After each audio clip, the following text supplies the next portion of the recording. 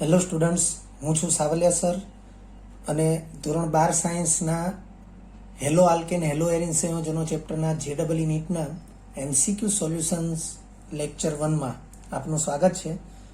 વિદ્યાર્થી મિત્રો, પ્રથમ એમસીક્યુ લખ્યો છે, નીચેનામાંથી કઈ પ્રક્રિયા કેન્દ્રાનુરાગી પ્રતિસ્થાપન પ્રક્રિયા છે? તો વિદ્યાર્થી મિત્રો, શબ્દ પ્રતિસ્થાપન છે, પરંતુ વિસ્થાપન શબ્દથી આપણે પરિચિત છીએ, એટલે પ્રતિસ્થાપનને બદલે વિસ્થાપન શબ્દ પણ સમજી શકાય. એટલે આ જ પ્રશ્ન આવી રીતે પણ સમજી શકીએ, નીચેનામાંથી કઈ પ્રક્રિયા કેન્દ્રાનુરાગી વિસ્થાપન પ્રક્રિયા છે? તમને 4 ઓપ્શન આપ્યા છે. વિદ્યાર્થી મિત્રો, જો આપણે કોઈ પણ ચેપ્ટર એ એનસીઆરટી બેઝ મુજબ એ પ્રોપર કરેલું હોય તો આપણને ચેપ્ટરને લગતી કોઈ પણ માહિતી છે એ ઓપ્શનમાં આપી હોય તો આપણને તરત જ એ ક્લિક થશે અને ત્યાર પછીની કોઈ બાબત એ ટ્વિસ્ટ કરીને પૂછવામાં આવે તો એ આપણને પ્લેટફોર્મ પૂરું પાડે છે. સો ધેટ કે અહીં તમને 4 પ્રક્રિયાઓ 4 ઓપ્શન તરીકે આપેલી છે. તમે જોઈ શકો છો, પ્રથમ પ્રક્રિયામાં હેલો આલ્કેન સાથે સોડિયમની પ્રક્રિયા છે, બીજી પ્રક્રિયામાં H2, ત્રીજી પ્રક્રિયામાં Mg અને ચોથી પ્રક્રિયામાં KOH સાથેની પ્રક્રિયા છે. તો વિદ્યાર્થી મિત્રો, આપણે એક ઓરલી ચર્ચા કરીએ છીએ કે સોડિયમ સાથે હેલો આલ્કેનની પ્રક્રિયા એ વુડ્સ પ્રક્રિયા છે. એટલે પ્રથમ પ્રક્રિયા જે છે એ વુડ્સ પ્રક્રિયા કહેવાશે. પછી બીજી પ્રક્રિયા જે છે એમાં હેલોજન X ના બદલે હાઇડ્રોજન આવે છે, એટલે આલ્કેન નિપજ મળશે. તો હેલોજનના સ્થાને હાઇડ્રોજન આવવું એનો મતલબ થયું રિડક્શન પ્રક્રિયા. ત્રીજી પ્રક્રિયા જે છે એ હેલો આલ્કેનની મેગ્નેશિયમ સાથે શુષ્ક ઇથરની હાજરીમાં પ્રક્રિયા, જેનાથી આપણે પરિચિત છીએ, જેને આપણે ગ્રિગ્નાર્ડ પ્રક્રિયકની બનાવટ અથવા ગ્રિગ્નાર્ડ પ્રક્રિયા તરીકે ઓળખીએ છીએ. અહીંયા શુષ્ક ઇથરનો ઉલ્લેખ નથી, પરંતુ નિપજ તરીકે તમને આલ્કાઇલ મેગ્નેશિયમ હેલાઇડ એટલે કે ગ્રિગ્નાર્ડ પ્રક્રિયક એ દર્શાવેલો છે. એટલે આપણે એમ કહી શકીએ કે આ ગ્રિગ્નાર્ડ પ્રક્રિયા છે. હવે અંતિમ પ્રક્રિયા જે છે એ અંતિમ પ્રક્રિયામાં તમે જોઈ શકો છો કે હેલોજન ના સ્થાને OH સમૂહ આવે છે. તો OH સમૂહ એ કેન્દ્રાનુરાગી પ્રક્રિયક છે અને તેથી આપણે એમ કહી શકીએ કે કેન્દ્રાનુરાગી પ્રક્રિયક વડે વિસ્થાપન થયું છે. એટલા માટે ઓપ્શન ડી એ આપણો ઉકેલ છે. અહીં ઉકેલમાં ઓપ્શન ડી લખેલું જ છે અને મેં અહીં થોડો ખુલાસો થાય એ પ્રકારે મેં અહીં લખેલું જ છે કે પ્રક્રિયા એ વુડ્સ પ્રક્રિયા છે, પ્રક્રિયા બી એ રિડક્શન પ્રક્રિયા છે, પ્રક્રિયા સી એ ગ્રિગ્નાર્ડ પ્રક્રિયા છે, જ્યારે પ્રક્રિયા ડી એ કેન્દ્રાનુરાગી વિસ્થાપન પ્રક્રિયા છે. વિદ્યાર્થી મિત્રો, કેન્દ્રાનુરાગી વિસ્થાપન પ્રક્રિયા વિશે આપણે થોડી વધારે માહિતી મેળવી રહ્યા છીએ. લખ્યું છે વ્યાખ્યા મુજબ કેન્દ્રાનુરાગી વિસ્થાપન પ્રક્રિયાની જે વ્યાખ્યા છે એ વ્યાખ્યા મુજબ OH માઇનસ આ આયન છે અને આ જે 2 ડોટ કરેલા છે એ કોઈ પણ કેન્દ્રાનુરાગી આયન એ હંમેશા વિષમ વિભાજનથી ઉદ્ભવેલો ઋણ આયન છે અને ઋણ આયન બને ત્યારે બંધનું ઇલેક્ટ્રોન યુગ્મ હંમેશા તેની સાથે જ હોય છે, એ આપણે દર્શાવી રહ્યા હોઈએ છીએ. તો OH minus ion, OR minus ion અને આલ્કોક્સી આયન કહેવાય. NH2 માઇનસ એમાઇડ આયન છે, CN માઇનસ સાયનાઇડ આયન છે, એવી રીતે આ હેલાઇડ આયન છે. આવા કોઈ પણ ઋણ આયન વડે, ઋણ આયનને જ કેન્દ્રાનુરાગી કહેવાય, આવા કોઈ પણ ઋણ આયન વડે થતી વિસ્થાપન પ્રક્રિયાને જ કેન્દ્રાનુરાગી વિસ્થાપન અથવા પ્રતિસ્થાપન પ્રક્રિયા કહે છે. વિદ્યાર્થી મિત્રો, આ પ્રમાણેની જે બાબત છે એનાથી આપણે પરિચિત હોવા જોઈએ, જાણકાર હોવા જોઈએ. ત્યારબાદ બીજો MCQ છે, PCl5 એ કોની સાથેની પ્રક્રિયા દ્વારા એસાઇલ હેલાઇડ નિપજ આપે છે? હવે વિદ્યાર્થી મિત્રો, આ પ્રકારનો MCQ કે જે આપણને હેલો આલ્કેન હેલો એરિન સંયોજનમાં પૂછાયો છે અને હેલો આલ્કેન હેલો એરિન સંયોજનમાં એસાઇલ હેલાઇડનો એ આપણને અભ્યાસ નથી અથવા આપણને ખ્યાલ નથી, પરંતુ આપણે હેલો આલ્કેન સંયોજનોની બનાવટ વિશે જો આપણે જાણતા હોઈએ તો એ બનાવટને લગતી તમામ પ્રક્રિયાઓ જે છે એને આપણે યાદ કરીએ તો આલ્કોહોલમાંથી PCl5 મારફતે આપણે હેલો આલ્કેન મેળવી શકીએ છીએ. હેલો કહેતા અહીંયા Cl છે એટલે ક્લોરો જ એવું સ્પષ્ટીકરણ થઈ શકે છે. એટલે ક્લોરો આલ્કેન આપણે મેળવી શકીએ છીએ. તો આલ્કોહોલની વાત કરીએ એટલે આલ્કોહોલ કહેતા ROH સમૂહ PCl5 સાથે પ્રક્રિયા થાય, OH ના બદલે ક્લોરીન આવશે. આ પણ એક પ્રકારની કેન્દ્રાનુરાગી વિસ્થાપન પ્રક્રિયા જ છે, એટલે આપણને ક્લોરો આલ્કેન નિપજ મળશે.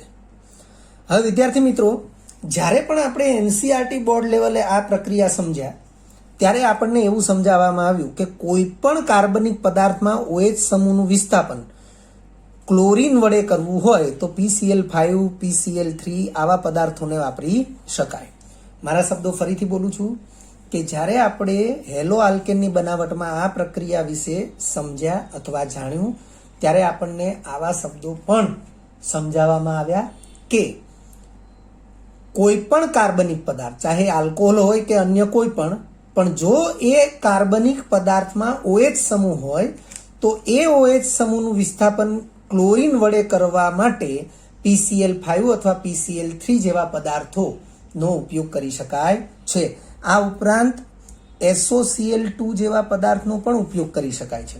પરંતુ આપણા પ્રશ્નમાં PCl5 છે એટલે આપણે PCl5 ને ધ્યાનમાં રાખીએ તો આપણે એ બાબતથી ખૂબ એ જાણકાર હોવા જોઈએ કે OH સમૂહનું વિસ્થાપન Cl વડે કરવા માટે PCl5 નો ઉપયોગ થાય.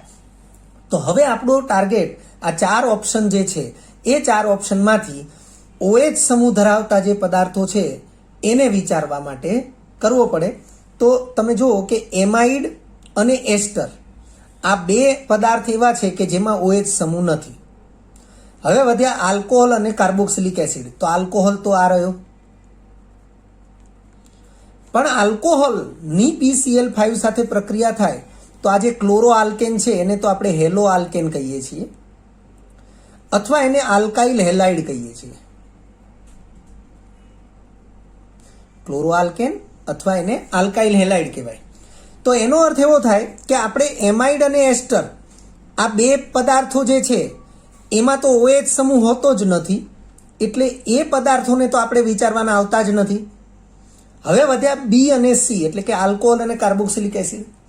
તો આલ્કોહોલમાંથી જો PCl5 સાથે પ્રક્રિયા કરીને નિપજ મળવાનો વિચાર કરીએ તો એ હેલો આલ્કેન અથવા આલ્કાઇલ હેલાઇડ છે, પરંતુ આપણે અહીંયા નિપજ તરીકે એસાઇલ હેલાઇડ જોઈએ છે. તો આ હેલો આલ્કેન અથવા આલ્કાઇલ હેલાઇડને એસાઇલ હેલાઇડ કહેવાતું નથી. જો કહેવાતું હોત તો આપણે NCERT લેક્ચર વખતે જ સમજી ચૂક્યા હોત.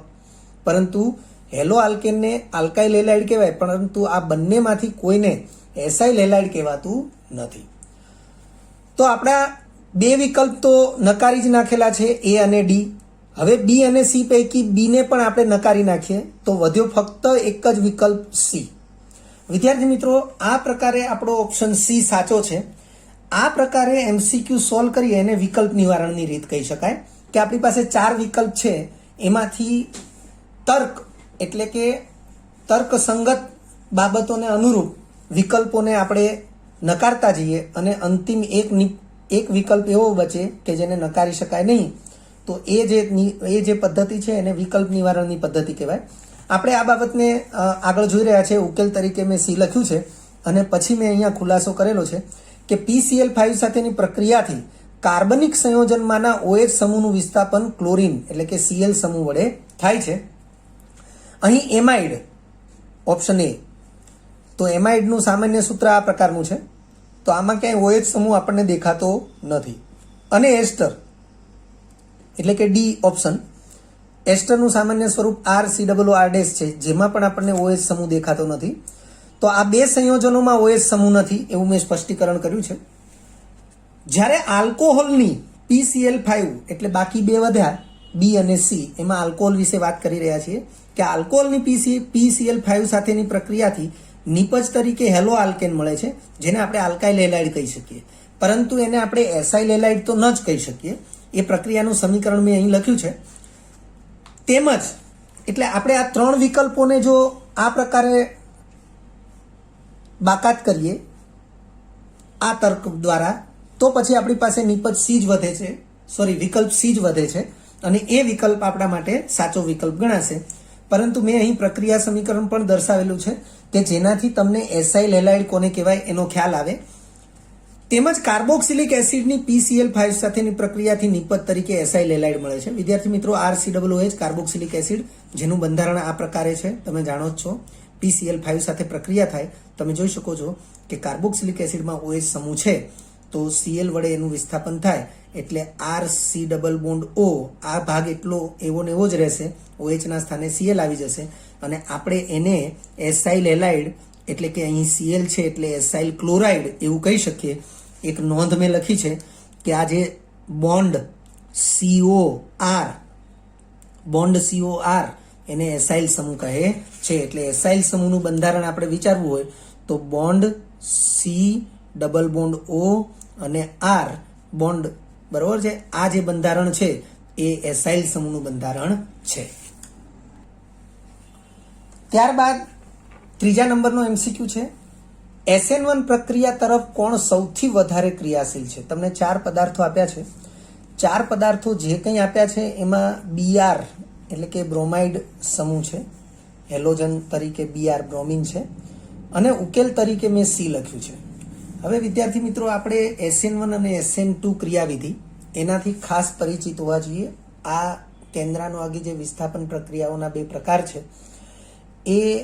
એની જે ક્રિયાવિધિ તમે NCERT બોર્ડ લેવલે ભણ્યા છો, બરાબર, એની અંદર તમને SN1 પ્રક્રિયા કયા પ્રકારના પદાર્થો સાથે સૌથી વધુ પ્રતિક્રિયાત્મક છે અને SN2 પ્રક્રિયા એ કયા પ્રકારના પદાર્થો સાથે એટલે કે હેલો આલ્કેન સાથે કયા પ્રકારના હેલો આલ્કેન સાથે સૌથી વધુ પ્રતિક્રિયાત્મક છે એ તમને સમજાવવામાં આવ્યું છે. અને એ સમજૂતીને આધારે જ અહીં ઓપ્શન C લખવામાં આવ્યો છે. એ સમજૂતી જે છે એ સમજૂતી કંઈક આ પ્રકારની છે કે આ જે છે એ હેલોમિથેન છે. હેલોમિથેનને પ્રાથમિક, દ્વિતીયક કે તૃતીયક પ્રકારનો હેલો આલ્કેન નથી ગણાતો. પછી લખ્યું છે પ્રાથમિક C બોન્ડ X એટલે આ પ્રાથમિક હેલો આલ્કેન માટે સિમ્બોલ લખ્યો છે, આ દ્વિતીયક હેલો આલ્કેન અને આ તૃતીયક હેલો આલ્કેન માટે સિમ્બોલ લખ્યો છે. તો વિદ્યાર્થી મિત્રો, તમે એવું જોઈ શકો છો કે અહીં લેફ્ટ ટુ રાઈટ એક તીરની નિશાની છે અને નીચેની બાજુએ રાઈટ ટુ લેફ્ટ એક તીરની નિશાની છે. લેફ્ટ ટુ રાઈટ છે એ તીરની નિશાની એવું દર્શાવે છે કે હેલોમિથેનથી પ્રાથમિકથી દ્વિતીયકથી તૃતીયક તરફ જઈએ તેમ SN1 પ્રક્રિયા પ્રત્યેની ક્રિયાશીલતા વધે છે, એટલે કે SN1 પ્રક્રિયા પ્રત્યેની પ્રતિક્રિયાત્મકતા વધે છે. એ જ રીતે અહીંયા રાઈટ ટુ લેફ્ટ એરો છે, તમે જોઈ શકો છો, જમણીથી ડાબી તરફની દિશામાં તીરની નિશાની છે અને ત્યાં એવું લખ્યું છે કે તૃતીયકથી દ્વિતીયકથી પ્રાથમિકથી હેલોમિથેન તરફ જઈએ એમ SN2 પ્રક્રિયા પ્રત્યેની ક્રિયાશીલતા વધે છે, એટલે કે SN2 પ્રક્રિયા પ્રત્યેની પ્રતિક્રિયાત્મકતા વધે છે. તો વિદ્યાર્થી મિત્રો, આપણે અહીંયા જે ઓપ્શન આપ્યા છે એ ઓપ્શનની અહીંયા ચર્ચા કરેલી છે કે ઓપ્શન D છે એ પ્રાથમિક પ્રકારનો હેલો આલ્કેન છે. ઓપ્શન A અને B એમાં જે કંઈ તમને પદાર્થો આપ્યા છે એ દ્વિતીયક પ્રકારના હેલો આલ્કેન છે, જ્યારે ઓપ્શન C ની અંદર જે આપ્યો છે એ તૃતીયક પ્રકારનો હેલો આલ્કેન છે. વિદ્યાર્થી મિત્રો, તમે જોઈ શકો છો ઓપ્શન A ની અંદર તમને જે આપ્યું છે એમાં આ કાર્બન CH, તો CH વાળો કાર્બન છે એ મેં અહીંયા કાર્બન તરીકે દર્શાવ્યું. હવે CH છે એટલે એના એક બંધને હાઇડ્રોજન સાથે હું દર્શાવીશ, CH લખ્યું છે એટલા માટે. પછી C6H5 છે અને ફરી પાછું કૌંસમાં C6H5 છે, તો 2 C6H5 મારે આ કાર્બન સાથે જ દર્શાવવાના થાય. વાસ્તવમાં C6H5 એટલે ફિનાઇલ વલય કહેવાય. બેન્ઝીનમાંથી એક હાઇડ્રોજનને દૂર કરીએ અને જે સમૂહ બને એને ફિનાઇલ સમૂહ કહેવાય. અને આ ચોથો બંધ એ આ બ્રોમિન સાથે છે. તો તમે જોઈ શકો છો કે બ્રોમિન જે કાર્બન સાથે જોડાયેલો છે એ કાર્બન અન્ય 2 કાર્બન સાથે જોડાયેલો છે, એટલે આને દ્વિતીયક પ્રકારનો કહેવાય. સેમ અહીંયા પણ આ B છે, ઓપ્શન B માં પણ જે પદાર્થ આપ્યો છે એ પણ દ્વિતીયક પ્રકારનો જ છે. ઓપ્શન C ની અંદર જે પદાર્થ આપ્યો છે એમાં તમે જોઈ શકો છો કે આ કાર્બન છે એની સાથે એક પણ હાઇડ્રોજન નથી. કાર્બનના 4 બંધ જે બતાવ્યા છે એમાં એક બંધ C6H5 સાથે છે, બીજો બંધ CH3 સાથે છે, ત્રીજો બંધ ફરીથી C6H5 સાથે છે અને આ ચોથો બંધ બ્રોમિન સાથે છે. જેથી આપણને ખ્યાલ આવે છે કે બ્રોમિન જે કાર્બન સાથે જોડાયેલો છે તે કાર્બન અન્ય 3 કાર્બન સાથે જોડાયેલો છે અને તેથી આને તૃતીયક પ્રકારનો હેલો આલ્કેન કહેવાય. અને તૃતીયક પ્રકારના હેલો આલ્કેન સાથે SN1 પ્રક્રિયાની ક્રિયાશીલતા સૌથી વધારે હશે, એટલે આપણે અહીંયા સી ઓપ્શન એને સાચો ગણીશું. ત્યાર પછી છે ચોથો MCQ. ચોથા MCQ ની અંદર લખ્યું છે નીચેના પૈકી કયા સંયોજનનું ઉત્કલન બિંદુ સૌથી વધુ હશે. તો વિદ્યાર્થી મિત્રો, એમાં તમને 4 ઓપ્શન આપ્યા છે. 4 ઓપ્શનમાં પહેલો ઓપ્શન તમે જોઈ શકો છો 1, 2, 3 કાર્બન વાળો છે અને ક્લોરીન છે. તમે 4 ની અંદર જોઈ શકો છો કે હેલોજન પરમાણુ તરીકે ક્લોરીન જ છે, પરંતુ પહેલા ઓપ્શનની અંદર એ ઓપ્શનની અંદર 3 કાર્બનની શૃંખલા છે. બી ઓપ્શન, સી ઓપ્શન અને ડી ઓપ્શન એની અંદર 4 કાર્બન છે. તમે જોઈ શકો છો કે આમાં 4 કાર્બન છે, એવી રીતે 1, 2, 3 અને 4 કાર્બન છે. આ CH3 આ CH સાથે શાખામાં ગણાશે અને અહીંયા પણ 4 કાર્બન છે એવું તમે જોઈ શકો છો. આ કાર્બન અને CH3 ના 3 એટલે ટોટલ 4 કાર્બન છે. એટલે બી, સી અને ડી એ એકબીજાના સમઘટકો છે, પરંતુ તમે જોઈ શકો છો કે આમાં કોઈ શાખા નથી. આમાં CH3 ની એક શાખા છે, જ્યારે આમાં સૌથી વધારે શાખા છે. તો એને અનુલક્ષીને જેમ શાખાઓ વધારે તેમ આંતરાણવીય આકર્ષણ ઓછું, અને આંતરાણવીય આકર્ષણ ઓછું તેથી ઉત્કલન બિંદુ પણ નીચા. એટલે ડી નું ઉત્કલન બિંદુ સૌથી નીચું હશે. આ સી છે એનું ઉત્કલન બિંદુ એની સાપેક્ષમાં ઊંચું હશે.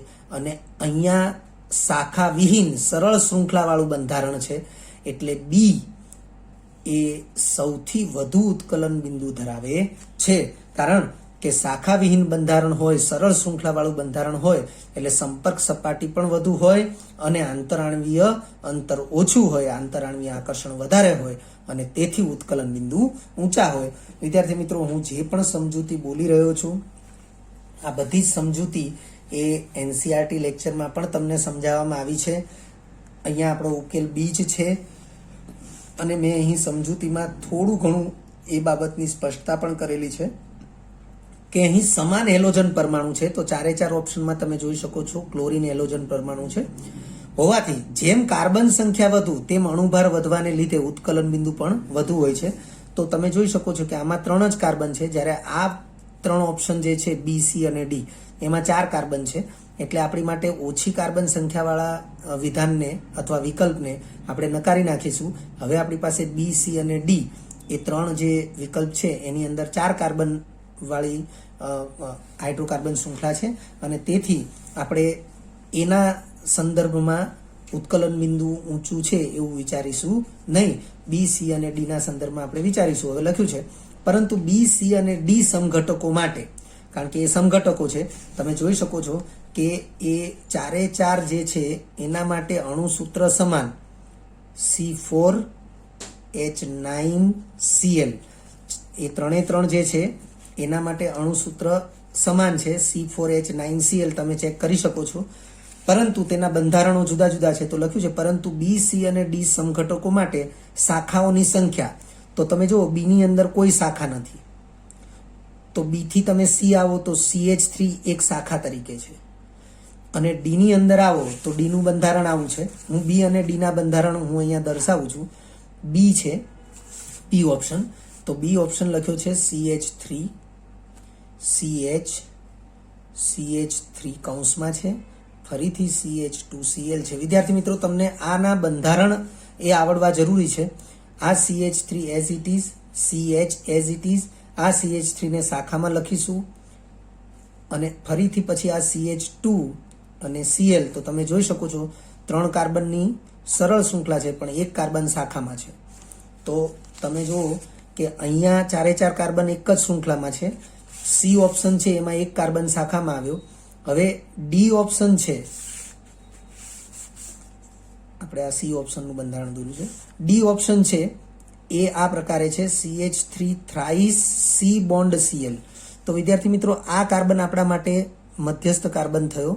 એની સાથે 3 વખત CH3 સમૂહ છે, તો 1, 2 અને 3 વખત આપણે CH3 સમૂહ આ રીતે બતાવીશું.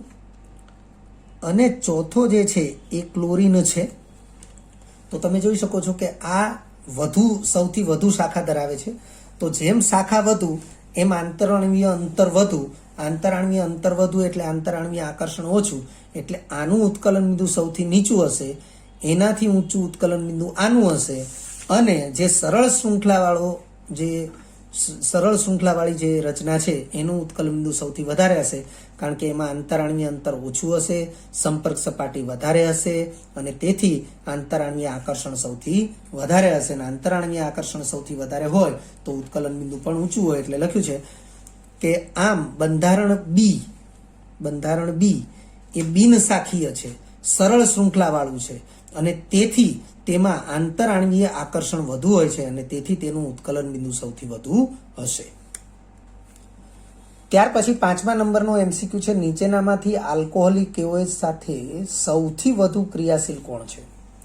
તો વિદ્યાર્થી મિત્રો, આલ્કોહોલિક KOH સાથે સૌથી વધુ ક્રિયાશીલ કોણ હશે? એમાં તમને 4 ઓપ્શન જે આપેલા છે તમે જોઈ શકો છો કે 4 ઓપ્શન પૈકી એક છે અસંતૃપ્ત હાઇડ્રોકાર્બન શૃંખલાવાળું બંધારણ, બીજું છે કાર્બોનિલ સમૂહ અથવા તો કીટોન સમૂહવાળું બંધારણ, અને ત્રીજી અને ચોથી એટલે કે C અને D જે છે એ સાદા હેલો આલ્કેન છે. તો તમે જોઈ શકો છો કે આ પૈકી આપણે ઉકેલ તરીકે B ને લખેલો છે.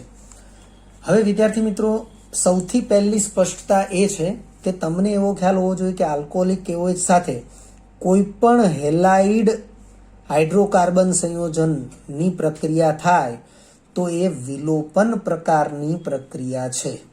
હવે વિલોપન પ્રકારની પ્રક્રિયા એટલે C સિંગલ બોન્ડ C માંથી C ડબલ બોન્ડ C બનાવતી પ્રક્રિયા. એનો અર્થ એવો થાય કે અસંતૃપ્તમાંથી અસંતૃપ્ત સંયોજન બનાવતી પ્રક્રિયા. ફરીથી, સંતૃપ્તમાંથી અસંતૃપ્ત સંયોજન બનાવતી પ્રક્રિયા. વિદ્યાર્થી મિત્રો, વિલોપન પ્રક્રિયા થવાની હોય તો એ સંતૃપ્ત સંયોજન પ્રત્યે સૌથી વધુ પ્રતિક્રિયાત્મક હોય, અસંતૃપ્ત સંયોજન પ્રત્યે ઓછી પ્રતિક્રિયાત્મક હોય. એટલે એના સંદર્ભમાં અહીંયા C ડબલ બોન્ડ C વાળો જે ઓપ્શન છે એને આપણે શું કરીશું? નકારી દઈશું. એટલે હવે આપણી પાસે ઓપ્શન રહ્યા B, C અને D. હવે વિદ્યાર્થી મિત્રો, એમાં C અને D છે એ સંતૃપ્ત પ્રણાલી છે. તમે જોઈ શકો છો કે કાર્બન કાર્બન સિંગલ બોન્ડ છે, એટલે C અને D પૈકી અહીંયા 2 કાર્બન છે, અહીંયા 3 કાર્બન છે. તો જેમ કાર્બન સંખ્યા વધુ તેમ વિલોપન પ્રક્રિયા પ્રત્યેની પ્રતિક્રિયાત્મકતા વધુ. એટલે આપણે C ઓપ્શનને પણ નકારી દઈશું. હવે આપણી પાસે આ D ઓપ્શન છે, હજુ આપણે B ઓપ્શનને નકાર્યો નથી. હવે આપણે વિચારીએ તો આપણા માટે D ઓપ્શન છે એની આલ્કોહોલિક KOH સાથેની પ્રતિક્રિયાત્મકતા વધુ છે એવું આપણને વિચારમાં આવે છે, આઈડિયા આવે છે. પરંતુ અહીં B જે છે, B તરીકે જે પદાર્થ આપ્યો છે એ પણ વિલોપન પ્રક્રિયા આપે છે. તો હવે આપણે B અને D આ બંને પૈકી કોણ સૌથી વધુ પ્રતિક્રિયાત્મક હશે, સૌથી વધુ ક્રિયાશીલ હશે, એને આપણે ધ્યાનમાં લેવું પડે. તો મેં અહીંયા ઉકેલ તરીકે B લખ્યું છે અને એનો ખુલાસો મેં અહીં કરેલો છે. સૌથી પહેલા મેં લખ્યું છે કે સામાન્ય રીતે અસંતૃપ્તની સાપેક્ષે, કારણ કે આ અસંતૃપ્ત છે, તો અસંતૃપ્તની સાપેક્ષે સંતૃપ્ત હાઇડ્રોકાર્બન શૃંખલા. તો તમે જોઈ શકો છો કે C અને D એની અંદર સંતૃપ્ત હાઇડ્રોકાર્બન શૃંખલા છે. તો સામાન્ય રીતે અસંતૃપ્તની સાપેક્ષે સંતૃપ્ત હાઇડ્રોકાર્બન શૃંખલા ધરાવતા હેલાઇડ સંયોજનો છે. તો બધા હેલાઇડ સંયોજનો, પરંતુ આ અસંતૃપ્ત શૃંખલા ધરાવે છે, આ બંને સંતૃપ્ત શૃંખલા ધરાવે છે. તો સામાન્ય રીતે અસંતૃપ્તની સાપેક્ષે સંતૃપ્ત હાઇડ્રોકાર્બન શૃંખલા ધરાવતા હેલાઇડ સંયોજનો આલ્કોહોલિક KOH સાથે વધુ પ્રતિક્રિયાત્મક એટલે કે ક્રિયાશીલ હોય છે. તો આપણે એ ઓપ્શન છે એને નકારી દઈશું. તો હવે આપણી માટે સંતૃપ્ત હાઇડ્રોકાર્બન શૃંખલાવાળા C અને D ઓપ્શન છે. તો આપણે આગળ વધીએ. પછી મેં એનું કારણ લખ્યું છે, કારણ કે આ પ્રક્રિયા વિલોપન પ્રક્રિયા છે. એટલે હમણાં આપણે સમજાવ્યું કે વિલોપન પ્રક્રિયા એ સંતૃપ્તમાંથી અસંતૃપ્ત બનાવવાની પ્રક્રિયા છે. એટલે સંતૃપ્ત પદાર્થો પ્રત્યે વધુ પ્રતિક્રિયાત્મક હોય, અસંતૃપ્ત પદાર્થો પ્રત્યે વધુ પ્રતિક્રિયાત્મક હોતા નથી. ઉપરાંત કાર્બન શૃંખલાની લંબાઈ વધે. તમે જોઈ શકો અહીંયા 2 કાર્બન છે, અહીંયા 3 કાર્બન છે, અહીંયા તો 4 કાર્બન છે. તો કાર્બન શૃંખલાની લંબાઈ વધે તેમ પ્રતિક્રિયાત્મકતા પણ વધે છે. તો આ C અને D પૈકી D જે છે એમાં કાર્બન શૃંખલા 3 કાર્બનની છે, એટલે એની પ્રતિક્રિયાત્મકતા સૌથી વધારે હશે. પરંતુ અહીંયા 4 કાર્બન છે એ દ્રષ્ટિએ પણ આની પ્રતિક્રિયાત્મકતા વધારે હશે. ઉપરાંત અહીંયા C ડબલ બોન્ડ O એટલે આ CO છે આ સમૂહને C ડબલ બોન્ડ O સમૂહ કહેવાય. તો આ C ડબલ બોન્ડ O છે એમાં દ્વિબંધ છે એટલે અસંતૃપ્તતા છે. તો હવે આપણે એની ચર્ચા કરવાની રહે કે B અને D પૈકી કોની પ્રતિક્રિયાત્મકતા વધુ હશે. તો લખ્યું છે તેથી A C અને D પૈકી D વધુ ક્રિયાશીલ છે. હવે લખ્યું છે પરંતુ B, તો B પણ આ વિલોપન પ્રક્રિયા આપે છે. B અને D આ બે પદાર્થની વિલોપન પ્રક્રિયાના સમીકરણ મેં નીચે લખ્યા છે. B છે એ પદાર્થ આ છે, આલ્કોહોલિક KOH સાથે વિલોપન પ્રક્રિયા આપે ત્યારે અહીંથી Br જશે ને પડોશમાંથી હાઇડ્રોજન જશે. HBr એસિડ છે, KOH બેઝ છે, એનાથી KBr અને H2O એ બાય પ્રોડક્ટ તરીકે મળશે. આ બંને કાર્બન વચ્ચે નવો બંધ રચાશે એટલે નવો બંધ છે CH ડબલ બોન્ડ CH2 થશે. એનું IUPAC નામ બ્યુટ 1-in-2-on છે. આ જાણકારી માટે લખ્યું છે. હવે તમે અહીંયા જોઈ શકો છો કે આનું બંધારણ કયા પ્રકારનું છે. અને એ જ રીતે આપણો જે ઓપ્શન ડી છે એની જો આ જ પ્રક્રિયા પરિસ્થિતિ સાથે પ્રક્રિયા થાય તો સમાન બાય પ્રોડક્ટ મળશે. અહીંયા આ બે કાર્બન વચ્ચે નવો બંધ રચાશે, એને પ્રોપીન કહેવાય. હવે તમે જોઈ શકો છો કે બીમાંથી આ નીપજ મળી અને ડીમાંથી આ નીપજ મળી. તો બીમાંથી મળતી નીપજ એટલે કે બ્યુટ 1-in-2-on એ નીપજ સંસ્પંદન દર્શાવે છે. આ નીપજની અંદર સંસ્પંદન થતું હોય છે. સંસ્પંદનને લીધે સાપેક્ષમાં વધુ સ્થાયી છે. કોની સાપેક્ષમાં? પ્રોપીનની સાપેક્ષમાં. પ્રોપીનમાં શું થાય છે? તો પ્રોપીન જે છે ડીમાંથી મળતી નીપજ છે. તો ડીમાંથી મળતી નીપજ એટલે કે પ્રોપીન એ હાઇપર કોન્જ્યુગેશન દર્શાવે છે. હવે હાઇપર કોન્જ્યુગેશન પણ એ સ્થાયીતા માટે જવાબદાર છે જ. તો હવે સ્થાયીતા માટે બે પરિબળો થયા, એક હાઇપર કોન્જ્યુગેશન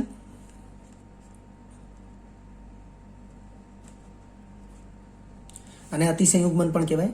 હાઇપર કોન્જ્યુગેશન અને બીજું સંસ્પંદન.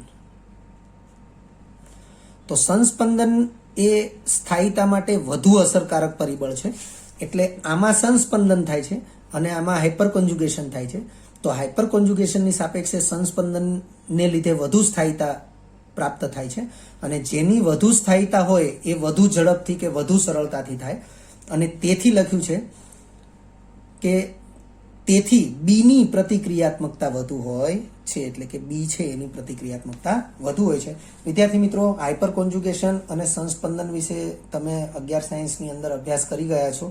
આપણે ફક્ત જાણકારી માટે આપણે દર્શાવીએ છીએ કે અહીં બીમાંથી જે નીપજ મળે છે CH3 bond C double bond O CH double bond CH2 તમે જોઈ શકો છો કે બીમાંથી મળતી નીપજ CH3 bond C double bond O bond CH bond double bond CH2 મેં અહીંયા દર્શાવી એ જ નીપજ છે, તમે જોઈ શકો છો.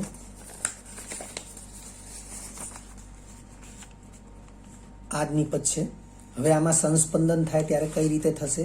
વિદ્યાર્થી મિત્રો, સંસ્પંદન એટલે પાયબંધનું એકાંતરે જ થતું સ્થાનાંતર. એટલે એ સંદર્ભમાં આ પાયબંધ છે એ આ સ્થાને આવશે અને ત્યારે આ પાયબંધ આ સ્થાને આવશે. તો વિદ્યાર્થી મિત્રો, એનાથી આપણને જે સંસ્પંદન બંધારણ મળશે એ આ પ્રકારનું મળશે. CH3 બોન્ડ C, અહીંયા ડબલ બોન્ડ થઈ જશે CH, અહીંયા સિંગલ બોન્ડ થઈ જશે CH2, અહીંયા સિંગલ બોન્ડ થશે ઓક્સિજન. જે સમજાવું છું એને ધ્યાનથી સમજી લેજો. આ પાયબંધનું ઇલેક્ટ્રોન યુગ્મ ઓક્સિજન ઉપર આવ્યું એટલે ઇલેક્ટ્રોન ઓક્સિજન ઉપર આવ્યો એટલે ઇલેક્ટ્રોન આવવાને લીધે ઓક્સિજનનો વીજભાર થશે ઋણ. પણ આમાં એક ઇલેક્ટ્રોન કાર્બનનો હતો એટલે એ કાર્બન થશે ધન. હવે ઘટના બને છે અહીંયાના પાયબંધનું ઇલેક્ટ્રોન યુગ્મ અહીંયા આવે છે તો આ કાર્બનને ઇલેક્ટ્રોનની સંખ્યામાં કોઈ ફેરફાર થશે નહીં, કારણ કે આ કાર્બનનો ઇલેક્ટ્રોન આ સાઈડ હતો એના બદલે આ સાઈડ આવ્યો એટલે આ કાર્બનના વીજભારમાં કોઈ ફેરફાર થશે નહીં. પરંતુ આ કાર્બન ઇલેક્ટ્રોન ગુમાવે છે એટલે એ કાર્બન બનશે ધન. પણ એ કાર્બનનો ઇલેક્ટ્રોન આ સ્થાને આવે છે એટલે આ કાર્બન એ ઇલેક્ટ્રોન મેળવે છે એટલે એ કાર્બન બનશે ઋણ. તો આ કાર્બન ધન અને ઋણ બંને પ્રકારનો વીજભાર દર્શાવે એટલે એના ઉપર વીજભાર રહેશે નહીં. એટલે તમે જોઈ શકો છો કે અહીંયાથી ઇલેક્ટ્રોન યુગ્મ અહીંયા આવ્યું ને અહીંયાથી ઇલેક્ટ્રોન યુગ્મ અહીંયા ગયું. આ આખા બંધારણમાં ક્યાંય વીજભાર નથી એટલે આને વીજ તટસ્થ કહેવાય. એમ આ બંધારણની અંદર 2 સ્થાને વીજભાર છે, અહીંયા ધન છે, અહીંયા ઋણ છે, એટલે આ આખું બંધારણ પણ વીજ તટસ્થ કહેવાય. ફરીથી આ ઇલેક્ટ્રોન યુગ્મ અહીંયા જશે ત્યારે આ ઇલેક્ટ્રોન યુગ્મ અહીંયા આવશે એટલે આ બંધારણ બનશે. ટૂંકમાં અહીં પાઈ બંધના ઇલેક્ટ્રોનનું સ્થાનાંતર થવાને લીધે બંધારણ બદલાય છે એટલે આને આપણે સંસ્પંદન કહીશું. જ્યારે હાઇપર કોન્જ્યુગેશન, પ્રોપીનની અંદર જે હાઇપર કોન્જ્યુગેશન છે, હાઇપર કોન્જ્યુગેશન પણ તમે સમજેલા છો. Propyne CH3 CH double bond CH2, આ જે પ્રોપીન નિપજ છે એમાં હાઇપર કોન્જ્યુગેશનને આપણે સમજી રહ્યા છીએ. હાઇપર કોન્જ્યુગેશન તો આ CH3 છે એને મેં આવી રીતે દર્શાવ્યું છે, બોન્ડ કરીને C, ફરીથી અહીંયા H, ડબલ બોન્ડ કરી અને CH2. વિદ્યાર્થી મિત્રો, અહીં તમે જોઈ શકો છો કે આ પાયબંધનું ઇલેક્ટ્રોન યુગ્મ એ આના ઉપર ખસે ત્યારે આ જે સિગ્મા બંધનું ઇલેક્ટ્રોન યુગ્મ છે એ પાયબંધ તરીકે અહીંયા આવશે. હવે જો આવું થાય તો કંઈક આવું થશે. આ CH2 છે જેના ઉપર ઇલેક્ટ્રોન યુગ્મ હાજર થયું એટલે એ માઇનસ બનશે. પછી આ કાર્બન કે જેની સાથે હાઇડ્રોજન છે એને આપણે એઝ ઇટ ઇઝ દર્શાવીએ અને હવે અહીંયા સિંગલ બોન્ડ હતું તો ડબલ બોન્ડ થયો. તો તમે વિચારો કે આ કાર્બન જે છે એના ડબલ બોન્ડ જમણી બાજુ હતા, હવે ડાબી બાજુ થયા. આ કાર્બનના વીજભારમાં કોઈ ફરક પડતો નથી. હવે આ કાર્બન અહીંયા હાઇડ્રોજન હતો પણ એનો બંધ અહીંયા આવી ગયો તો આપણે જોઈ શકીએ છીએ કે હાઇડ્રોજન છે એણે પોતાનો ઇલેક્ટ્રોન ગુમાવ્યો છે. આ કાર્બનના બંધ તો 4ના 4 જ રહ્યા, અહીંયા 3 અને આ ચોથો, તો અહીંયા 2 અને આ ડબલ, એટલે આના તો બંધ 4 જ રહ્યા એટલે આના વીજભારમાં કોઈ ફરક નહીં પડે. પરંતુ હાઇડ્રોજન ઇલેક્ટ્રોન ગુમાવે છે એટલે હાઇડ્રોજનનો વીજભાર ધન બનશે. તો આ પ્રમાણે આપણે જોઈ લઈએ તો અહીંયા પ્રોપીનની અંદર હાઇપર કોન્જ્યુગેશન 1, 2 અને 3 હાઇડ્રોજન ઉપર થશે. આ હાઇડ્રોજન ધન બન્યો, એમ થોડી વાર પછી આ હાઇડ્રોજન ધન બનશે, થોડી વાર પછી આ હાઇડ્રોજન ધન બનશે.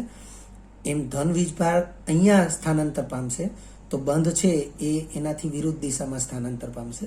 એટલે એ રીતે આપણે સમજીએ તો હાઇપર કોન્જ્યુગેશન થાય છે, પરંતુ હાઇપર કોન્જ્યુગેશનની સાપેક્ષે સંસ્પંદન છે એના દ્વારા મળતી સ્થિરતા એ વિશેષ હોય છે અને તેથી આપણા માટે ઓપ્શન બી એ સાચો રહેશે. ત્યારબાદ 6થા નંબરનો MCQ છે. નિર્જળ AlCl3 ની હાજરીમાં બેન્ઝીનની CH3Cl સાથેની પ્રક્રિયાથી કઈ નિપજ મળશે? તો વિદ્યાર્થી મિત્રો, આ પ્રક્રિયા વાસ્તવમાં 11 સાયન્સ હાઇડ્રોકાર્બન ચેપ્ટર નંબર 13 એની પ્રક્રિયા છે. મેં અહીં રેફરન્સ તરીકે લખી દીધું છે, reference 11th chemistry part 2 hydrocarbon chapter. 4 option તમને આપેલા છે, ક્લોરોબેન્ઝીન, બેન્ઝાઇલ ક્લોરાઇડ, ઝાઇલિન અને ટોલ્યુઇન. તો વિદ્યાર્થી મિત્રો, આ જે 4 ઓપ્શનના નામ લખ્યા છે એ 4 બંધારણ પણ તમને આવડતા હોવા જરૂરી છે, એ તમને યાદ હોવા જરૂરી છે. અહીંયા મિથાઇલ ક્લોરાઇડ અથવા ક્લોરોમિથેન એ હેલો આલ્કેન સંયોજન છે અને તેથી આપણે આ ચેપ્ટરમાં આ પ્રશ્નનો સમાવેશ કરી શકીએ. ઉકેલ તરીકે ડી લખ્યું છે, ટોલ્યુઇન. તો અહીં બેન્ઝીનની ઇલેક્ટ્રોન અનુરાગી વિસ્થાપન પ્રક્રિયા છે અને એમાં પણ એક પેટા પ્રકાર છે ફિડલ ક્રાફ્ટ આલ્કાઇલેશન પ્રક્રિયા, એટલે લખ્યું છે અહીં બેન્ઝીનની ઇલેક્ટ્રોન અનુરાગી પૈકી, એટલે કે ઇલેક્ટ્રોન અનુરાગી વિસ્થાપન પૈકી ફિડલ ક્રાફ્ટ આલ્કાઇલેશન પ્રક્રિયા થશે. એનું સમીકરણ એ 11 સાયન્સમાં આપેલું જ છે, એ સમીકરણ મેં અહીંયા લખેલું છે. આ બેન્ઝીન છે, નિર્જળ AlCl3 જેને ફિડલ ક્રાફ્ટ ઉદ્દીપક કહેવાય અને એની હાજરીમાં CH3Cl સાથે વિસ્થાપન પ્રક્રિયા થશે. બેન્ઝીન વલયમાંથી એક હાઇડ્રોજનનું વિસ્થાપન CH3 સમૂહ વડે થશે એટલે ટોલ્યુઇન, જેને મિથાઇલ બેન્ઝીન કહેવાય, IUPAC નામ. જે હાઇડ્રોજન વિસ્થાપિત થયો એ ક્લોરીન સાથે HCl બાય પ્રોડક્ટ આપશે. 7મા નંબરે MCQ છે. તમને એક બંધારણ આપેલું છે અને એ બંધારણ ધરાવતો જે અણુ છે એના પ્રકાશ ક્રિયાશીલ સમઘટકોની સંખ્યા કેટલી હોય? વિદ્યાર્થી મિત્રો, આ જ પ્રશ્નમાં પ્રકાશ ક્રિયાશીલ સમઘટકોને બદલે શક્ય વિન્યાસની સંખ્યા કેટલી હોય એવું પૂછે તો પણ આપણો જવાબ બદલાશે નહીં. તમને અહીંયા 4 ઓપ્શન આપ્યા છે, A, B, C અને D, જેમાં અનુક્રમે 4, 3, 6 અને 8 સંખ્યા આપેલી છે. તો આપણે ઉકેલ તરીકે ઓપ્શન A એટલે કે 4 લખેલા છે. તો વિદ્યાર્થી મિત્રો, આપણે JEE નીટના TTL લેક્ચર 2 ની અંદર આ વસ્તુને સમજાવેલી છે. સૌથી પહેલા તો આપેલ પદાર્થ જે છે એ આપેલ પદાર્થમાં અસમિત કાર્બન એટલે કે કિરાલ કાર્બનની સંખ્યા 2 છે. કારણ કે આપેલ પદાર્થ અસમિત અણુ છે. મેં એનું બંધારણ અહીંયા દર્શાવેલું છે. CH3 બોન્ડ C, એની સાથે નાઇટ્રોજનને અલગ દર્શાવ્યો, ક્લોરીન તો અલગ છે જ. એવી રીતે ફરીથી C અને એની સાથેનો હાઇડ્રોજન અલગ દર્શાવ્યો છે, જે અહીંયા CH તરીકે લખેલું છે. પછી ક્લોરીન અને બોન્ડ કરીને C2H5. તો તમે જોઈ શકો છો કે કિરાલ કાર્બનની વ્યાખ્યા પ્રમાણે sp3 સંકરણ ધરાવતો કાર્બન અને ચારે ચાર બંધ એ જુદા જુદા પરમાણુ કે સમૂહ સાથે જોડાયેલા હોવા જોઈએ. તો આ કાર્બનનો એક બંધ હાઇડ્રોજન સાથે છે, બીજો બંધ CH3 સાથે છે, ત્રીજો બંધ ક્લોરીન સાથે છે અને ચોથો બંધ આ આખા પરમાણુ સમૂહ સાથે છે. તો ચારે ચાર જુદા જુદા છે. એવી રીતે આ કાર્બનને પણ તમે ચેક કરી શકો છો. તો અહીંયા કિરાલ કાર્બનની સંખ્યા 2 છે, એટલે લખ્યું છે આપેલ અસમિત અણુમાં કિરાલ કાર્બનની સંખ્યા n બરાબર 2 છે. આથી વોન્ટોફનો નિયમ, વોન્ટોફના નિયમ વિશેની ચર્ચા આપણે આ ચેપ્ટરના JEE નીટના TTL લેક્ચર 2 માં કરેલી છે. તો વોન્ટોફના નિયમ મુજબ શક્ય વિન્યાસની સંખ્યા, અને શક્ય વિન્યાસની સંખ્યા એ જ પ્રકાશ ક્રિયાશીલ સમઘટકોની સંખ્યા છે. એટલે શક્ય વિન્યાસની સંખ્યા ઇઝ ઇક્વલ ટુ 2n સૂત્ર છે. તો 2ની n ઘાત એટલે n બરાબર 2 છે કિરાલ કાર્બનની સંખ્યા. તો 2ની 2 ઘાત એટલે જવાબ થશે 4. એટલે કે આના પ્રકાશીય સમઘટકોની સંખ્યા 4 થશે. 8મા નંબરે છે એક બંધારણ આપેલું છે તમને. આ બંધારણ છે એ બંધરેખા બંધારણ છે અને તમને પ્રશ્ન પૂછ્યો છે કે આપેલ સંયોજનનું IUPAC નામ કયું છે. વિદ્યાર્થી મિત્રો, તમને બંધરેખા બંધારણ પરથી વાસ્તવિક બંધારણ આવડતું હોવું જરૂરી છે. 11 સાયન્સની અંદર કાર્બનિક રસાયણ વિજ્ઞાનના પાયાની સંકલ્પનાઓ આ ચેપ્ટરની અંદર પણ તમને આ બધી વસ્તુઓ સમજાવવામાં આવી છે. તો સૌથી પહેલા તમને જે 4 ઓપ્શન આપ્યા છે અને એ 4 ઓપ્શન પૈકી આપણો ઉકેલ છે A.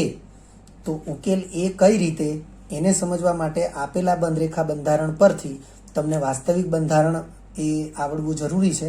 તો લખ્યું છે આપેલ બંધરેખા બંધારણ મુજબ તે સંયોજન. તો અહીંયા કાર્બન આવશે, અહીંયા કાર્બન આવશે અને અહીંયા કાર્બન આવશે. તો કાર્બન, ડબલ બોન્ડ કાર્બન, એની સાથેનો હાઇડ્રોજન, અહીંયા હાઇડ્રોજન, પછી અહીંયા CH3 છે, પછી આ સ્થાન જ્યાં ચોકડી પડે છે ત્યાં પણ કાર્બન.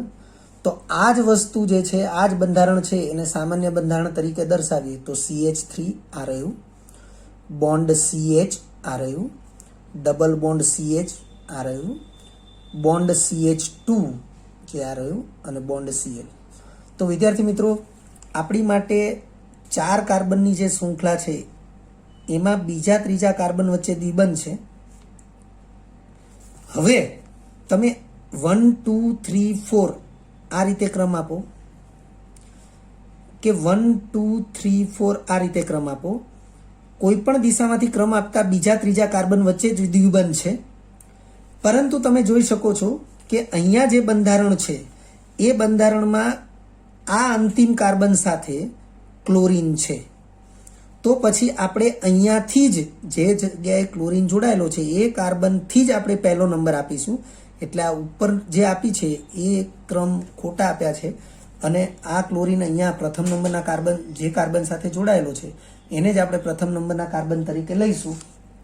એટલા માટે આપણે અહીંયા 1 2 3 4 આ રીતે ક્રમ આપીશું અને તેથી એનું નામ થશે 1 ક્લોરો, 4 કાર્બન વાળો બ્યુટેન, પણ અહીંયા દ્વિબંધ છે એટલે બ્યુટ ઇન, અને એમાં બીજા ત્રીજા કાર્બન વચ્ચે એટલે 2 ઇન. એટલે 1 ક્લોરો, પહેલા કાર્બન સાથે Cl, 1 ક્લોરો, 4 કાર્બન એટલે બ્યુટ અને બીજા ત્રીજા વચ્ચે દ્વિબંધ એટલે 2 ઇન. આ પ્રકારે એનું IUPAC નામ થશે. 9મો MCQ છે ઇથાઇલ મેગ્નેશિયમ બ્રોમાઇડ. હવે વિદ્યાર્થી મિત્રો, જે પદાર્થનું નામ આપ્યું છે ઇથાઇલ મેગ્નેશિયમ બ્રોમાઇડ, તો તમને સૌથી પહેલા એનું સૂત્ર આવડતું હોવું જોઈએ. કારણ કે આવા નામ પરથી જો તમને સૂત્ર નહીં આવડે તો પણ તમને MCQમાં કોઈ પણ પ્રકારની આઈડિયા નહીં આવે. એ ઉપરાંત આ છે ઇથાઇલ મેગ્નેશિયમ બ્રોમાઇડ. ઇથાઇલ એટલે આલ્કાઇલ કહેવાય, મેગ્નેશિયમ તો મેગ્નેશિયમ જ છે, બ્રોમાઇડ એને હેલાઇડ કહેવાય. તો આ આલ્કાઇલ મેગ્નેશિયમ હેલાઇડ જે છે એને ગ્રિગ્નાર્ડ પ્રક્રિયક કહેવાય, એ પણ આપણને ખ્યાલ હોવો જોઈએ.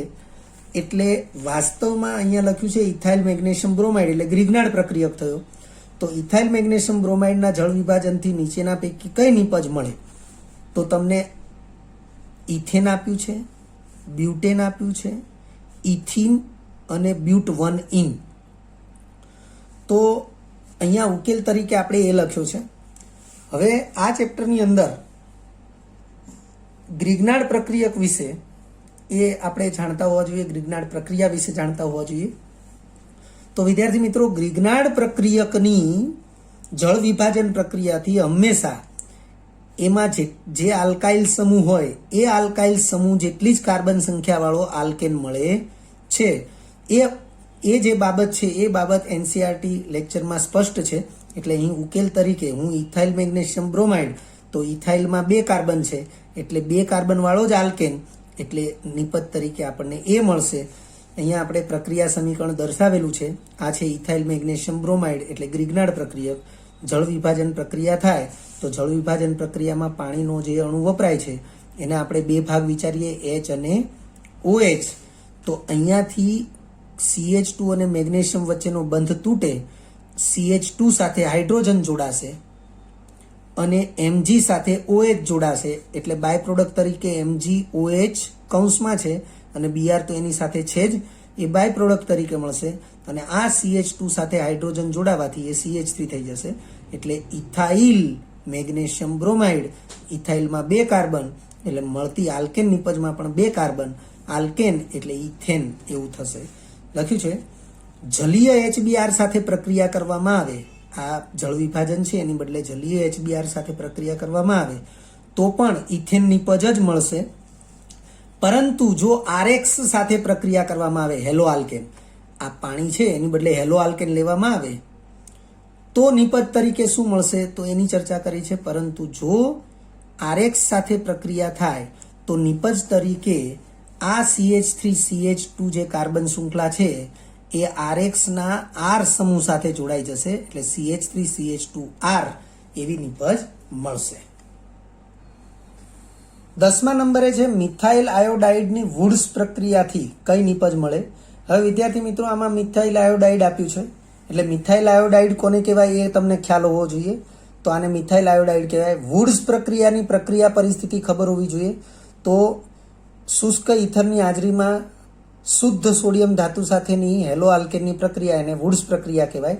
આપણે અહીંયા ઓપ્શન જે આપ્યા છે એમાંથી ઉકેલ તરીકે બી ઓપ્શનને પસંદ કરેલો છે અને એનું કારણ તો આપણે પ્રક્રિયા સમીકરણથી જાણીએ છીએ કે ભાઈ મિથાઇલ આયોડાઇડના 2 મોલ સોડિયમ સાથે શુષ્ક ઇથરની હાજરીમાં પ્રક્રિયા થાય તો બંને CH3 સમૂહ એકબીજા સાથે જોડાય અને ઇથેન આપશે, અને બંને આયોડાઇડ આયનો અથવા તો આયોડાઇડ સમૂહો સોડિયમ સાથે 2 મોલ NaI આપશે, એટલે બમણી કાર્બન સંખ્યા વાળો આપણને આલ્કેન મળશે. એટલે મિથાઇલ આયોડાઇડમાં મિથાઇલ એટલે 1 કાર્બન વાળો આલ્કાઇલ સમૂહ અને નિપજ તરીકે આપણને બમણી કાર્બન સંખ્યા એટલે 2 કાર્બન વાળો આલ્કેન મળે, અને તેથી આપણો ઓપ્શન બી એ સાચો ઓપ્શન છે. એવી રીતે 11મો MCQ છે, કયા કાર્બન હેલોજન બંધની બંધ એન્થાલ્પી ન્યૂનતમ હશે? વિદ્યાર્થી મિત્રો, આવા પ્રશ્નો જો પૂછાય તો એ ખૂબ જ સરળ પ્રશ્નો છે, કારણ કે આ બધી જ પાઠ્યપુસ્તકની એનસીઆરટી બોર્ડ લેવલની માહિતી અને લગતા પ્રશ્નો છે. તેમ છતાં JEE નીટ કે ગુજકેટમાં પૂછાયેલા પ્રશ્નો છે. તો એમાં તમને 4 ઓપ્શન આપ્યા છે, C bond F, C bond I, C bond Cl, C bond Br. તો વિદ્યાર્થી મિત્રો ખાસ યાદ રાખજો, ઉકેલ તરીકે બી લખ્યો છે અને એનું કારણ લખ્યું છે કે જેમ હેલોજનનું પરમાણ્વીય કદ વધે, તમે જો ફ્લોરિન કરતાં ક્લોરિનનું પરમાણ્વીય કદ મોટું, ક્લોરિન કરતાં બ્રોમિનનું પરમાણ્વીય કદ મોટું, બ્રોમિન કરતાં આયોડિનનું, એટલે સૌથી મોટું પરમાણ્વીય કદ આયોડિનનું છે. તો જેમ હેલોજનનું પરમાણ્વીય કદ વધે તેમ C બોન્ડ X બંધ એન્થાલ્પીનું મૂલ્ય ઘટે, તો C બોન્ડ I બંધ એન્થાલ્પીનું મૂલ્ય સૌથી ઓછું હશે. અને એનું કારણ એવું છે કે હેલોજનનું પરમાણ્વીય કદ વધે એમ બંધ લંબાઈ વધે, અને બંધ લંબાઈ વધે એમ બંધ એન્થાલ્પી ઘટે, અને તેથી લખ્યું છે. આથી બંધ એન્થાલ્પીનો સાચો ક્રમ વિચારીએ તો C બોન્ડ F ની બંધ એન્થાલ્પી સૌથી વધારે, ત્યારબાદ C બોન્ડ Cl ની વધશે એનાથી ઓછી, C બોન્ડ Br ની એનાથી ઓછી, અને સૌથી ઓછી બંધ એન્થાલ્પી થશે C બોન્ડ I, અને તેથી આપણા માટે ઓપ્શન થશે બી. 12મા નંબરે છે નીચેના પૈકી કયો અણુ કિરાલ એટલે કે અસંમિત છે. તો વિદ્યાર્થી મિત્રો આપણને એ ખ્યાલ હોવો જરૂરી છે કે જે અણુ એટલે કે કોઈ અસંમિત અણુને વિચારવું હોય તો તે અણુની અંદર કિરાલ કાર્બન છે કે નહીં તે વિચારવું જરૂરી છે. એટલે આપણને જે 4 અણુ આપ્યા છે એ 4 અણુ પૈકી જે અણુ કિરાલ કાર્બન ધરાવે એને જ કિરાલ અણુ કહેવાય. તો તમે જોઈ શકો છો A, B અને D પૈકી એક પણ કિરાલ કાર્બન નથી, જ્યારે C છે એમાં કિરાલ કાર્બન છે એટલે ઉકેલ C છે. અહીંયા લખ્યું છે સંયોજન C કિરાલ કાર્બન ધરાવે છે. તમે જોઈ શકો છો કાર્બન એની સાથે હાઇડ્રોજન, બ્રોમિન, આયોડિન અને ક્લોરિન એમ 4 અલગ અલગ પરમાણુ છે. તો કિરાલ કાર્બનની વ્યાખ્યા કે કાર્બન sp3 સંકરણ ધરાવતો હોય અને 4 બંધ એ જુદા જુદા પરમાણુ કે સમૂહ સાથે જોડાયેલ હોય તો એને કિરાલ કાર્બન કહેવાય, અને કિરાલ કાર્બન ધરાવતો અણુ એને કિરાલ અણુ કહેવાય. એટલે C એ કિરાલ અણુ છે. 13મો MCQ છે, નીચેના પૈકી કયું સંયોજન પ્રકાશ ક્રિયાશીલ છે? વિદ્યાર્થી મિત્રો, જે પ્રકાશ ક્રિયાશીલ હોય એ કિરાલ અથવા અસંમિત અણુ હોય. એટલે તમને જે 4 ઓપ્શન આપ્યા છે 4 ઓપ્શનમાં નામ આપ્યા છે. તમને નામના આધારે બંધારણ બનાવતા આવડે તો તમને આ પ્રશ્નનો સરળતાથી જવાબ આવડશે. એટલે કે સાચો ઓપ્શન તમે સરળતાથી પસંદ કરી શકશો. અહીંયા ઉકેલ તરીકે આપણે C લખ્યું છે.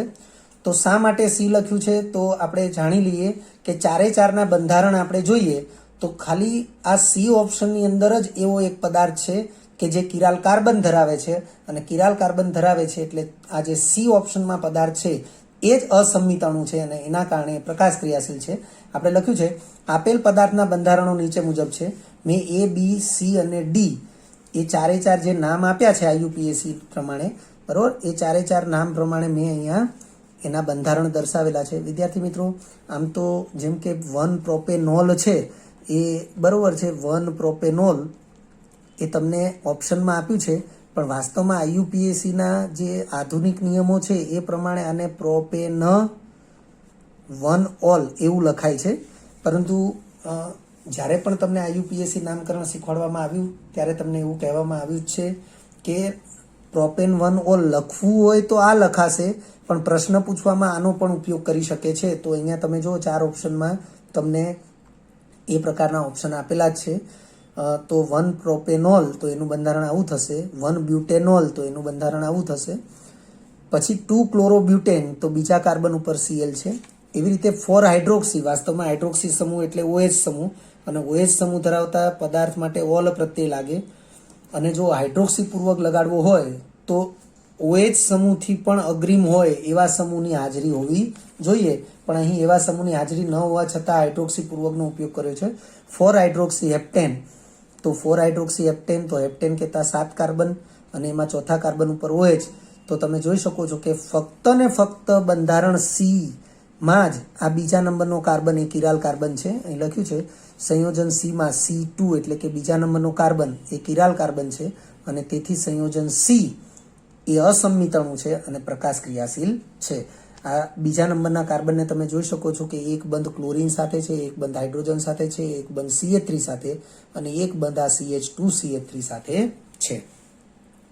14મો MCQ છે, SN1 પ્રક્રિયાના વેગ પર નીચેના પૈકી કયું પરિબળ અસર કરતું નથી? તો વિદ્યાર્થી મિત્રો, SN1 પ્રક્રિયાના વેગ પર નીચેના પૈકી કયું પરિબળ અસર કરતું નથી? તમને 4 પરિબળો આપ્યા છે: સબસ્ટ્રેટની સાંદ્રતા, કાર્બોકેટાઇનની સ્થિરતા, કાર્બોકેટાઇન બનવાની સરળતા અને ચોથા નંબરે D છે. તો અસર કરતું ન હોય એવા પરિબળ તરીકે તાપમાન છે. હવે આવી કોઈ બાબતને પણ ધ્યાનમાં રાખવી જરૂરી છે, કારણ કે SN1 પ્રક્રિયાની ક્રિયાવિધિ સમજાવવામાં આવી ત્યારે પણ આ બાબતની સ્પષ્ટતા કરેલી જ છે, અને એ સ્પષ્ટતા કંઈક આવી છે કે SN1 પ્રક્રિયાનો વેગ બરાબર K × સાંદ્રતા S⁻⁴. તો આ સાંદ્રતા S એટલે સબસ્ટ્રેટની સાંદ્રતા, તો એના ઉપર તો એ આધાર રાખે જ છે. પરંતુ કાર્બોકેટાઇનની સ્થિરતા અને કાર્બોકેટાઇન બનવાની સરળતા એના ઉપર કેવી રીતે આધાર રાખે છે? તો આ બાબતને પણ આપણે સ્પષ્ટ કરેલી છે. ઉપરાંત જેમ કાર્બોકેટાઇન બનવાની સરળતા વધુ તેમ કાર્બોકેટાઇનની સ્થાયીતા વધુ, એટલે કાર્બોકેટાઇનની સ્થાયીતા અને કાર્બોકેટાઇન બનવાની સરળતા આ બંને એકબીજા સાથે રિલેટેડ છે.